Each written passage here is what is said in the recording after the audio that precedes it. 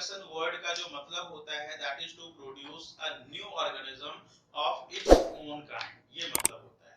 और मैं आपको ये भी समझा रहा था कि जब नए ऑर्गेनिज्म प्रोड्यूस होंगे, जब भी नए ऑर्गेनिज्म प्रोड्यूस होंगे तो वो नए ऑर्गेनिज्म, जो भी नए ऑर्गेनिज्म है, क्या वो 100% एग्जैक्ट अपने पेरेंट की कॉपी होगी? नहीं, वो एग्जैक्ट 100% अपने पेरेंट की कॉपी नहीं होगी, कुछ तो डिफरेंस होगा वहां पे। तो जब मैंने बोला कि रिप्रोडक्शन में नई ऑर्गेनिज्म प्रोड्यूस होती है क्योंकि पुराने ऑर्गेनिज्म का डेथ होता है, पुराने ऑर्गेनिज्म डेथ हैं, उसकी जगह पे नए ऑर्गेनिज्म डेथ हुए, पुराने ऑर्गेनिज्म, तो उसकी स्पीशीज को कंटिन्यू करने के लिए वहां पे नए ऑर्गेनिज्म आए। अब ये जो नए ऑर्गेनिज्म आए हैं वहां पे, उस क्या वो एग्जैक्टली 100% पुराने ऑर्गेनिज्म की तरह होंगे? नहीं, ऐसा नहीं होगा। एग्जैक्टली वो 100% पुराने ऑर्गेनिज्म की तरह नहीं होंगे, वहां पे कुछ ना कुछ वेरिएशन जरूर आएगी, मतलब वो अपने पेरेंट से थोड़े बहुत तो अलग जरूर होंगे। तो ये जो थोड़ा बहुत वहां पे अलग होगा, इसको हम लोग बोलते हैं वेरिएशन। ठीक है, ये अलग कैसे होगा, क्यों होगा? पिछली क्लास में जब हमने माइटोसिस और मियोसिस के बारे में समझा था तो मैंने आपको यह समझाया था कि मियोसिस में एक प्रोसेस होती है जिस प्रोसेस को हम लोग क्रॉसिंग ओवर बोलते हैं, जिसमें होमोलोगस पेयर ऑफ क्रोमोसोम जो है, एक पेयर का जो दोनों क्रोमोसोम है वो एक दूसरे के ऊपर क्रॉस करता है, और जब क्रॉस करता है तो वहां पे जीन की इंटरमिक्सिंग होती है, कैरेक्टर की इंटरमिक्सिंग होती है। वहां पे जो है यहाँ से इस जीन के, इस क्रोमोसोम के कुछ पार्ट टूट करके इस पे, इसके कुछ पार्ट टूट करके यहाँ पे आ जाते हैं, जिससे क्या होता है कि शफलिंग ऑफ द जीन्स होते हैं। ठीक है, शफलिंग ऑफ द जीन्स हो जाते हैं, जिस प्रोसेस को हम लोग क्या बोलते हैं, क्रॉसिंग ओवर बोलते हैं। ठीक है, उसको क्रॉसिंग ओवर बोला जाता है। तो ये तो मियोसिस में बहुत कॉमन सी फेनोमेनन है कि वहां से कुछ कैरेक्टर्स इधर आ गए, इधर से कुछ कैरेक्टर उधर चले गए, तो वहां पे नए कैरेक्टर्स डेवलप होने के बहुत चांसेस हैं मियोसिस में। लेकिन माइटोसिस में भी थोड़ा बहुत होता है ये, ऐसा नहीं है कि mitosis will be 100% alike, 100% identical, ऐसा नहीं होगा। वहां पे भी कई सारी वेरिएशंस क्रिएट होती है, माइटोसिस में भी होती है, और तो कम होती है, मियोसिस से काफी कम होती है, लेकिन होगी यहाँ पे भी।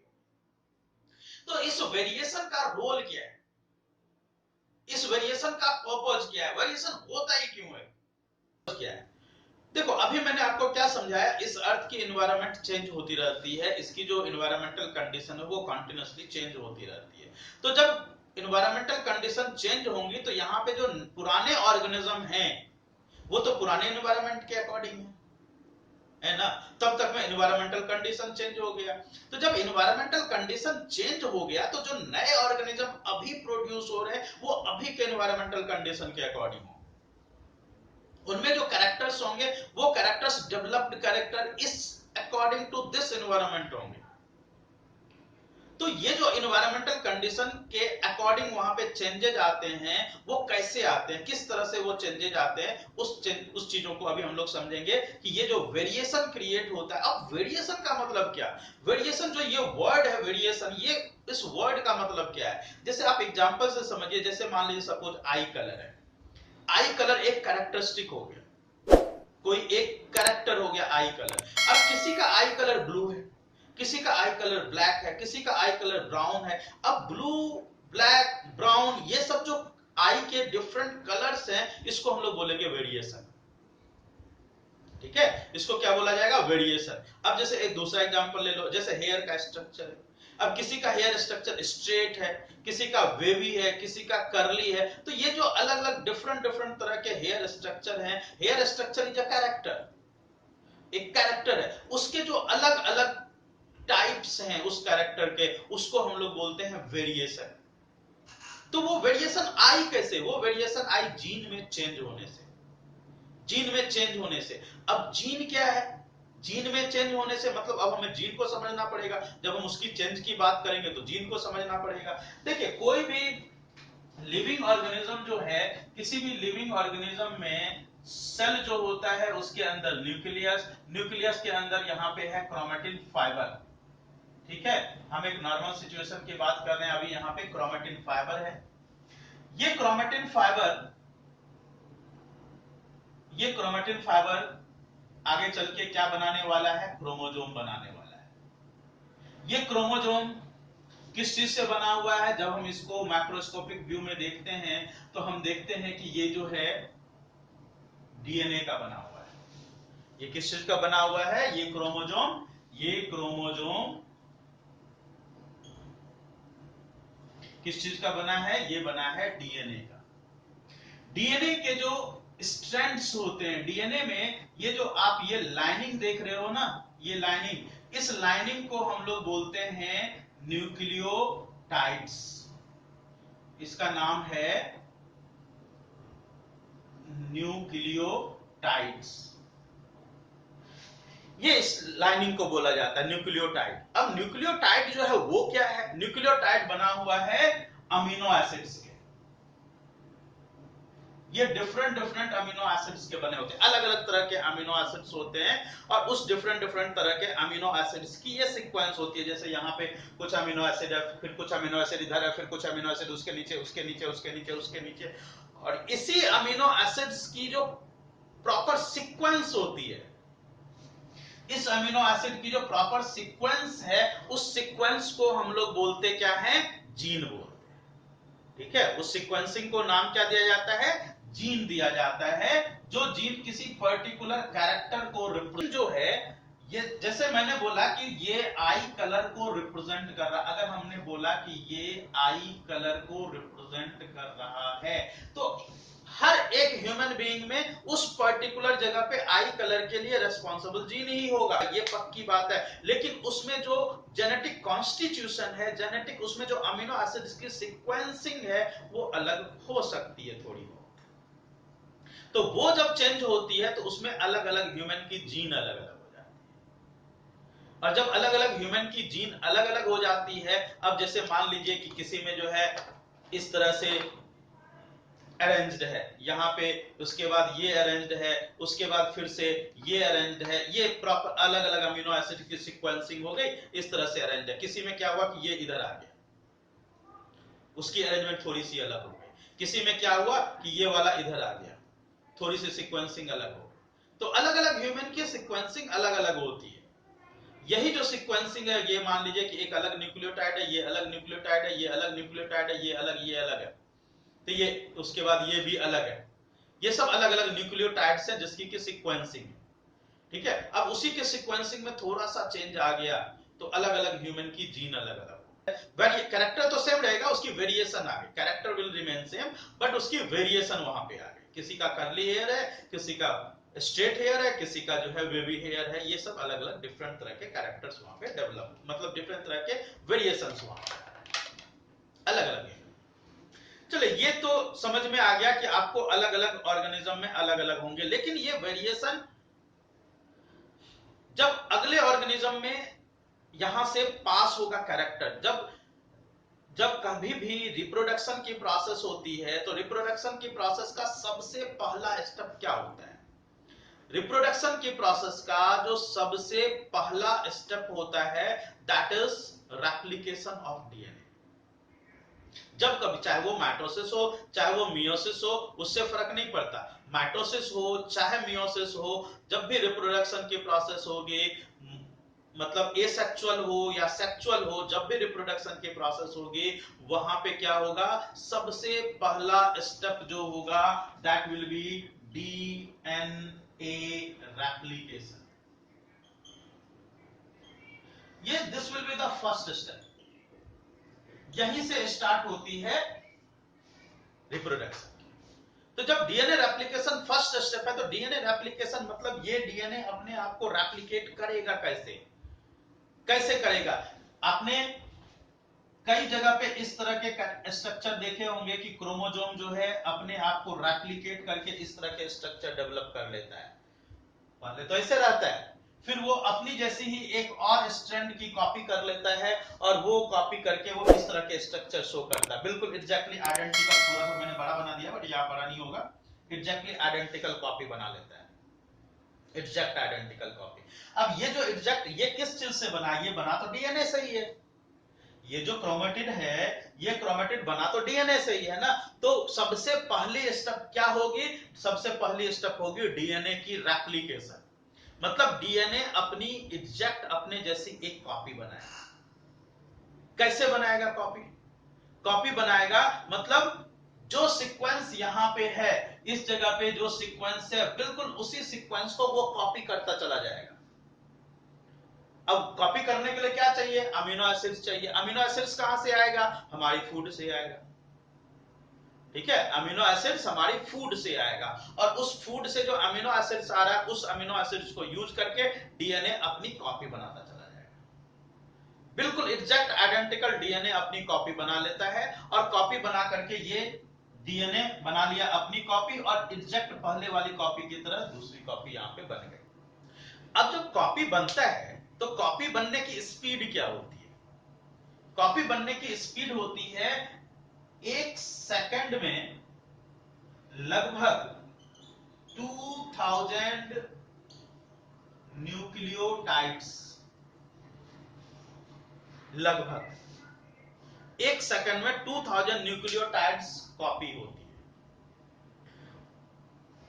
अगर 1 सेकंड में 2000 न्यूक्लियोटाइड्स कॉपी होती, ये सब चीजें हमारे सेल के अंदर होता है।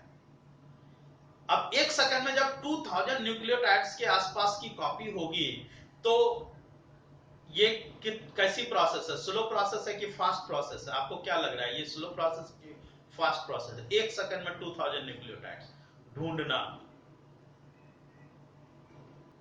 फॉस्फेट लेके आएगा, हाइड्रोजन बॉन्ड बनाएगा, अमीनो एसिड से अटैच होंगे, वेरी फास्ट।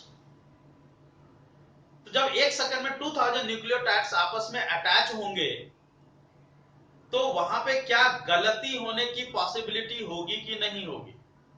यस होगी। अब 1 सेकंड में अगर 2000 न्यूक्लियोटाइड अटैच होंगे, तो यहां पे बिल्कुल एग्जैक्टली यहां पे गलती होने की पॉसिबिलिटी होगी ही। और वो जो गलती होगी, जिस गलती को हम सिंपली बोलते हैं एरर, ये जो एरर होगा, इसको हम यहां की साइंटिफिक टर्म में, इस एरर को हम नाम देते हैं mutation. This error is called as mutation. Mutation हुआ तो म्यूटेशन, देखो इतनी हम ये गलती बोल रहे हैं, तो गलती का मतलब ये नहीं है कि वो दैट विल बी रिपीटेड। कम होगी, गलती होगी बट कम होगी। गलती है ना, गलती है तो एक्यूरेसी तो होती है वहां पे, बट 100% एक्यूरेसी तो होगी नहीं। कुछ ना कुछ गलती होगी, और वही जो कुछ गलती होती है, वही जो एरर होता है, उसी एरर का नाम क्या है? म्यूटेशन है। That error is called mutation. अब यही म्यूटेशन जब चेंज हुआ, वहां पे जेनेटिक कॉन्स्टिट्यूशन चेंज हो गया, तो that change in the genetic constitution will lead to evolution. इसी म्यूटेशन से आगे चल के क्या होना है? इसी म्यूटेशन से आगे चल के क्या होना है? इवोल्यूशन होना है। ठीक है, ये म्यूटेशन होता गया। आप एक छोटी सी बात समझो, यहां पे यही म्यूटेशन से जो है क्या होगा? इस म्यूटेशन से पहले होगा वेरिएशन। इस म्यूटेशन से क्या डेवलप होगा? वेरिएशन। अलग हो जाएगा, थोड़े से कैरेक्टर्स उसके अलग हो गए, और इस तरह की जब कई सारी वेरिएशंस एक्यूमुलेट होगी, बहुत सारी वेरिएशंस जब वहां पे एक्यूमुलेट हो जाएगी, तो that एक्यूमुलेशंस of the variation over many generation, accumulation of the variations over many generations over a long period of evolution, और उसी evolution से क्या होगा? that will lead to formation of new species। Variation से evolution होगा, and evolution से आगे चल के क्या होगा? तो ये कॉन्टिन्यूअस प्रोसेस है, ग्रेजुअल चेंजेज है, कॉन्टिन्यूअस चेंजेज है। ऐसा नहीं, इवोल्यूशन कभी रुकता नहीं है, इवोल्यूशन कभी नहीं रुकता। रीजन क्या है इवोल्यूशन कभी नहीं रुकता? मैंने आपको क्या बोला कि इवोल्यूशन कभी नहीं रुकेगा। क्यों? रीजन क्यों है? क्योंकि सबसे पहले ही मैंने आपको क्या बताया था, सबसे पहली चीज क्या बताई थी कि कॉन्टिन्यूअसली एनवायरनमेंट चेंज होता है।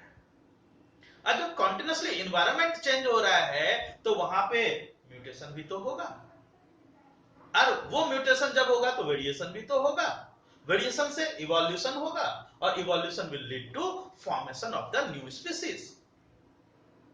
तो अब चलो, ये तो बाद की बात है, ये तो अभी बात की बात है, हम अभी यहां तक रेस्ट्रिक्ट करते हैं अपने आप को, वेरिएशन तक, इस जगह तक रेस्ट्रिक्ट करते हैं। वेरिएशन होगा, वेरिएशन जो है वो इसके लिए भी होता है, वेरिएशन के लिए भी होता है। जब रिप्रोडक्शन होगी तो वहां क्रॉसिंग ओवर भी होगा, वहां पे वेरिएशन भी होगा, ये सारी चीजें होंगी, ठीक है, ये सारी चीजें होंगी।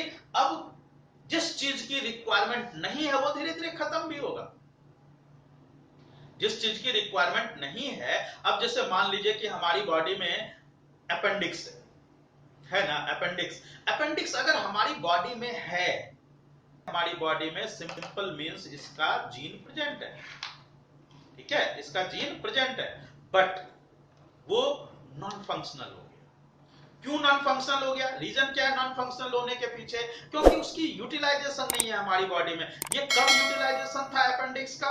अपेंडिक्स का यूटिलाइजेशन कब था? जब हमारे एंसेस्टर्स जो है वो रॉ फूड कंज्यूम करते थे, वेजिटेबल प्रोडक्ट्स कंज्यूम करते थे। तो वो जो वेजिटेटिव प्रोडक्ट, मतलब वेजिटेशन वाली प्रोडक्ट्स कंज्यूम करते थे, तो वो रॉ जब उसको खाते थे, उसको डाइजेस्ट करने के लिए, सेल्यूलोज को डाइजेस्ट करने के लिए हमारी बॉडी में अपेंडिक्स का रोल था। लेकिन अब क्या है, हम जब से फायर की डिस्कवरी हुई, हमारे एंसेस्टर्स उसको पका के करने लगे, कुक करके खाने लगे, तो सेल्यूलोज ऑलरेडी टूट जाता है, कुक करने से सेल्यूलोज टूट जाता है। जब सेल्यूलोज टूट जाता है मतलब सेल वॉल उसकी टूट जाती है, तो जब सेल वॉल टूट जाती है तो उसको डाइजेस्ट करने के लिए उस बैक्टीरिया की जरूरत ही नहीं है, उस बैक्टीरिया की जरूरत ही नहीं है जो अपेंडिक्स में होता है। तो जब उसकी जरूरत ही खत्म हो गई तो वो धीरे धीरे धीरे धीरे धीरे धीरे वेस्टिजियल बन गया, ठीक है। अब जब वो वेस्टिजियल बन गया तो वो खत्म हो गया, धीरे धीरे धीरे धीरे वो खत्म होता चला जाए। एक समय ऐसा आएगा कि अपेंडिक्स पूरी तरह से खत्म हो जाएगा। इसी तरह से जब हमारी टेल बोन थी, टेल थे, टेल वो खत्म हो गया। क्यों खत्म हो गया? टेल किस चीज के लिए होता है? To balance the body on trees. वो खत्म हो गया। क्यों खत्म हो गया? क्यों हम ट्री पे नहीं रहते, तो खत्म तो हो गए। जिस चीज की जरूरत नहीं वो धीरे धीरे खत्म हो जाएगा। जो नई चीज हमारी डेवलप है, जैसे हमारी बॉडी इरेक्ट हो गई, जैसे हमारी बॉडी इरेक्ट हो गई, तो इरेक्ट हो गई, हम पैर पे खड़े होने लगे, हमारी फ्रंटल आई हो गई, फ्रंटल आई हो गई कि हम सामने की चीजों को अच्छे से देख सके। इसलिए देख सके ना, हमारी जो बॉडी की जो डेवलपमेंट हुई है वो हमारी बॉडी के, हमारी नीड के अकॉर्डिंग हुई है। हमारी हैंड की जो ग्रिपिंग पावर है वो बढ़ गई, हमारे फिंगर्स इस तरह से हो गए कि हमारी ग्रिपिंग पावर बढ़ गई, हमारी बॉडी इरेक्ट हो गई। इरेक्ट होने से क्या हुआ? इरेक्ट होने से बॉडी जो है ये इसका ब्रेन का सेंट्रल पोजीशन हो गया, सेंट्रल पोजीशन से हमारी थिंकिंग एबिलिटी बढ़ गई। तो हमारी डेवलपमेंट हमारे अकॉर्डिंग हुई है, और उसके लिए क्या हुए होंगे? जेनेटिक चेंजेस हुए होंगे। वो जेनेटिक चेंजेस किस तरह से आया होगा? सबको नोट्स मिल गया था, सब लोगों ने नोट्स ले लिए। मैंने नोट्स आपको ग्रुप में भी शेयर कर दिया था, अगर किसी बच्चे को ना मिला हो तो ग्रुप से निकाल सकते हैं, सॉफ्ट कॉपी मैंने भेज रखा आपको। और इस वेसल में हमने थोड़ा पानी ले लिया, और इस पानी में कई सारे बैक्टीरियाज प्रेजेंट है, ठीक है। इसमें बहुत सारे बैक्टीरिया हैं, कोई सर्टेन बैक्टीरिया है इसमें, और इस बैक्टीरिया में रिप्रोडक्शन के ड्यूरिंग इसमें कुछ चेंजेज आए, कहीं पे कुछ वेरिएशन। और इस बैक्टीरिया में से कोई एक या दो बैक्टीरिया में मान लीजिए कि कुछ नए कैरेक्टर, नए वेरिएशन क्रिएट हो गए। वो वेरिएशन क्या थी? वो वेरिएशन थी कि इसमें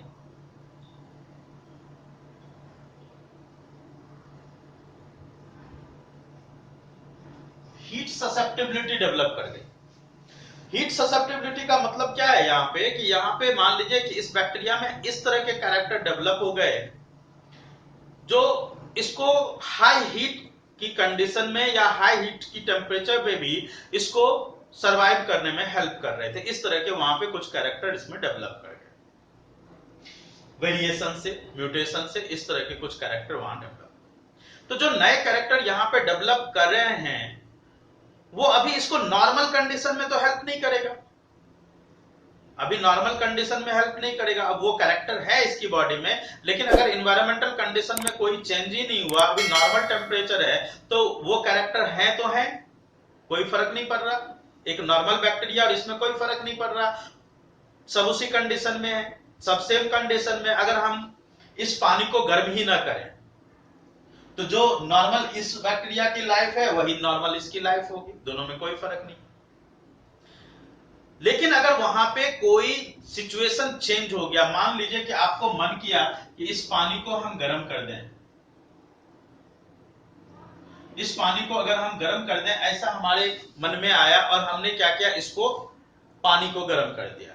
ये जो पानी को गर्म किया मतलब क्या, यहां पे change in the environmental condition हुई, चेंज इन एनवायरमेंटल कंडीशन। जब change in the environmental condition हो रही है तो अब यहां पे क्या हुआ, अगर ये चेंज हुई तो यहां पे बाकी जो बैक्टीरिया थे वो सारे के सारे बाकी के बैक्टीरिया तो मर गए, बाकी के सारे बैक्टीरिया तो मर गए। वो बैक्टीरिया जो जिसमें हीट ससेप्टिबिलिटी डेवलप की थी वो बच गया, बाकी और कोई नहीं बचा। ये जो हीट ससेप्टिबिलिटी जिसमें डेवलप हुई थी वो भी कैसे, वेरिएशन से, वो वेरिएशन से डेवलप हुई थी, वो वहां पे बच गया। अब ये अपनी जब कॉलोनी प्रोड्यूस करेगा, ये जब अपनी नई प्रोजेनी प्रोड्यूस करेगा तो इसके जो नए प्रोजेनी होंगे, मतलब इसके जो नए ऑफस्प्रिंग्स होंगे, इसके जो बच्चे होंगे, उसमें सब में हीट ससेप्टिबिलिटी की कैरेक्टरिस्टिक होगी। और अब वैसी कंडीशन में अब हॉट वाटर में भी ये सरवाइव कर सकता है ना। अब जाकर के ये वेरिएशन इसको हेल्प किया, किसको हेल्प किया, ये वेरिएशन जो यहां पे आया वो किसको हेल्प किया, जरा सोच के बताओ तो किसको हेल्प किया। क्या वो उस बैक्टीरिया को हेल्प किया या उस बैक्टीरिया की स्पीसीज बचाने में हेल्प किया, सोच के बताना। ये बैक्टीरिया को हेल्प किया या बैक्टीरिया की स्पीसीज बचाने में हेल्प किया,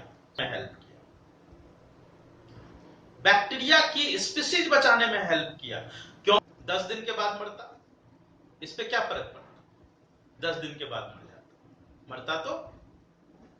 लेकिन इस वेरिएशन से इस बैक्टीरिया की पूरी स्पीसीज यहां पे बच गई। तो जब भी कोई वेरिएशन होता है, तो वो एक इंडिविजुअल के लिए इफेक्टिव नहीं होता, इंडिविजुअल को जो है वो बहुत ज्यादा इफेक्ट नहीं करेगा, लेकिन उसकी पूरी स्पीसीज को बचाने में वो हेल्प कर सकता है। एक क्वेश्चन आता है यहां से, एकदम सेम यही क्वेश्चन आएगा, क्वेश्चन को जरा ध्यान से सुनो। Why is variation beneficial to the species but not necessary for the individual. आपके एनसीईआरटी का क्वेश्चन है, फिर से सुनो क्वेश्चन, बहुत इंपॉर्टेंट क्वेश्चन है, बहुत इंपॉर्टेंट क्वेश्चन है। बहुत बच्चे तो इसका आंसर ही नहीं लिख पाते, पता ही नहीं चलता क्वेश्चन क्या है। क्वेश्चन क्या, सुनो क्वेश्चन क्या है कि why is variation beneficial to the species but not necessary for the individual. तो क्या लिखोगे यहां पे, एक ऑर्गेनिज्म की एक सर्टेन लाइफ पीरियड होती है, वो उस लाइफ पीरियड के बाद तो वैसे भी मरेगा, लेकिन जब वहां पे कोई वेरिएशन आई तो वेरिएशन के आने से क्या होता है कि वो स्पेसिफिक ऑर्गेनिज्म की पूरी स्पीसीज बच जाती है, उस वेरिएशन के कारण उसकी पूरी स्पीसीज बच जाती है। ठीक है, ये यहां का आंसर हो जाएगा। ध्यान, और इस एग्जांपल पूछेगा तो आप यही एग्जांपल यहां पे कोट कर दो बैक्टीरिया के, क्यों यही एग्जांपल आपके एनसीईआरटी में गिवन है। ठीक है, तो ये एग्जांपल कोट कर सकते हो। जब तक वहां पे एनवायरमेंटल कंडीशन चेंज नहीं होगा तब तक वहां पे कोई फर्क नहीं पड़ता, तब तक वहां पे कोई फर्क ही नहीं पड़ेगा जब तक एनवायरमेंटल कंडीशन चेंज नहीं होगा। लेकिन जब एनवायरमेंटल कंडीशन चेंज होगा तब जाके फर्क पड़ेगा।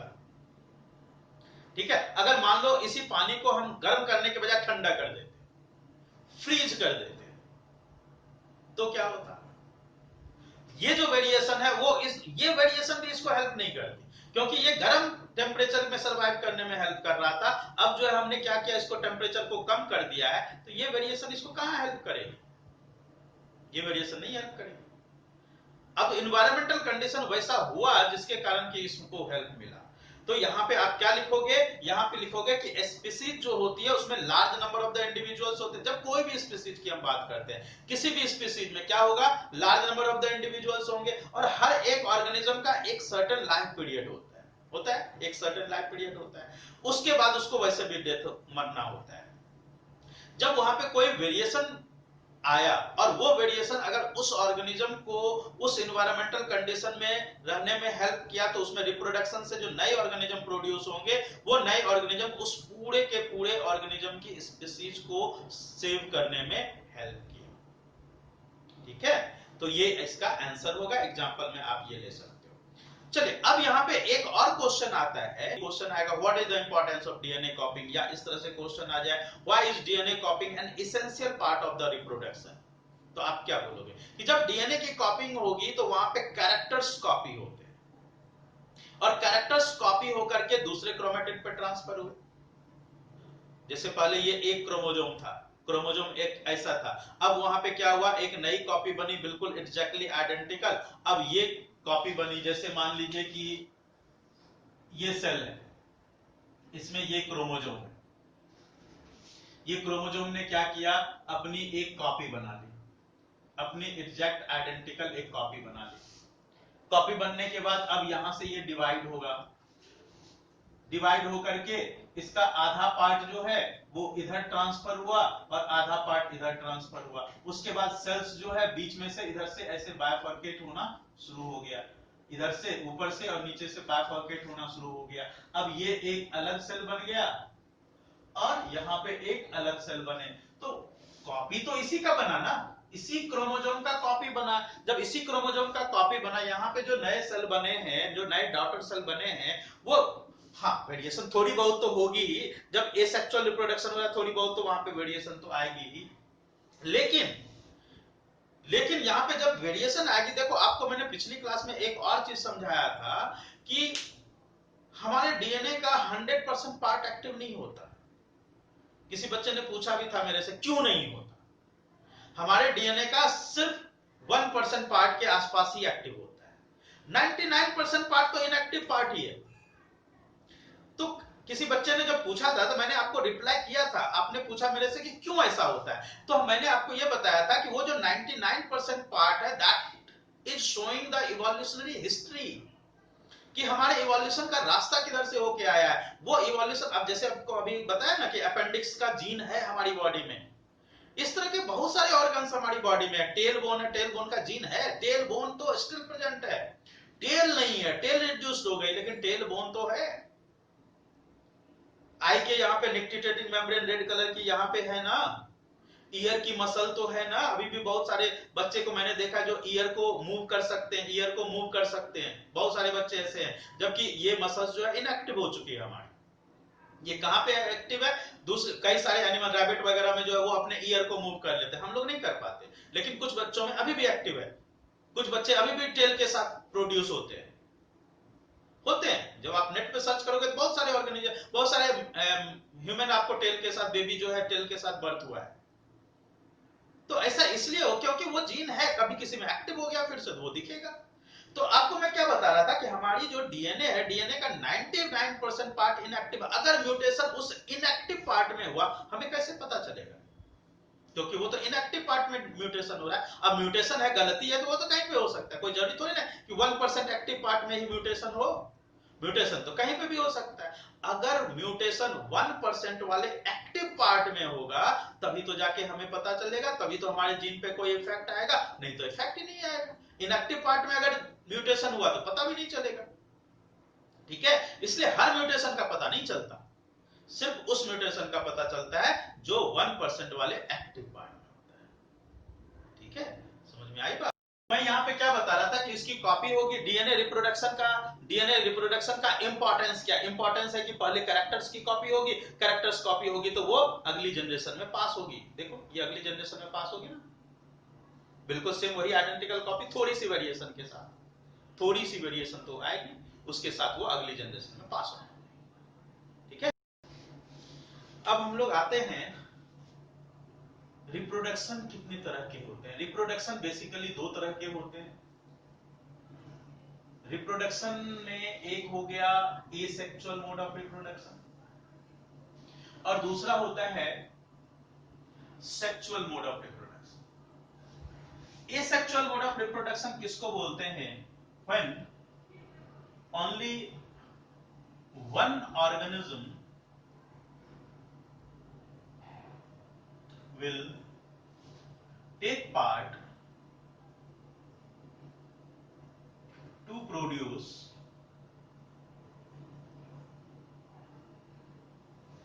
new organism. When only one organism will take part to produce new organism, उसको क्या बोलेंगे? asexual. Sexual किसको? When two organisms will take part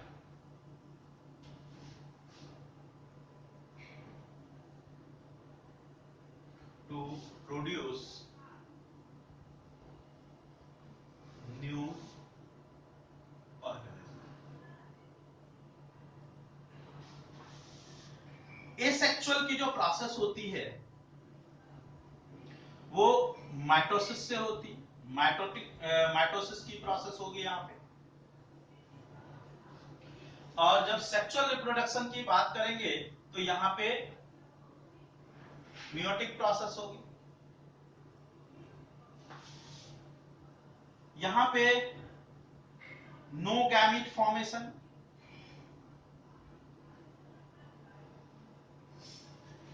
यहां पे क्या होगा? Formation of gametes, formation of gametes होंगे। जब गैमीट की फॉर्मेशन नहीं हो रही तो फर्टिलाइजेशन भी नहीं होगा obviously, no fertilisation.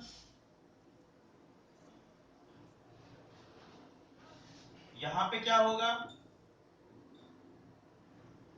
Fertilisation takes place, fertilisation takes place. यहां पे no or very less variation,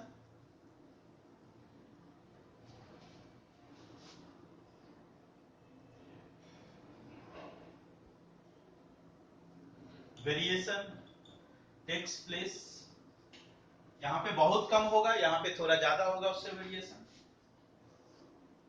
ये जो है एसेक्सुअल एक फास्टर प्रोसेस है। एसेक्सुअल जो प्रोसेस होती है वो कैसी होती है? एक फास्टर प्रोसेस होती है। और ये जो प्रोसेस है ये एक स्लोअर प्रोसेस है। गैमीट होगी, फर्टिलाइजेशन होगी, फिर जो है वहां पे जेस्टेशन पीरियड आएगा, तो फिर जाकर के नए ऑर्गेनिज्म प्रोड्यूस होगी। तो ये हो गया एसेक्सुअल और सेक्सुअल के बीच में डिफरेंस। क्लियर है सबको एसेक्सुअल और सेक्सुअल के बीच में डिफरेंस? तो ये हो गया एसेक्सुअल और सेक्सुअल मोडों में डिफरेंस।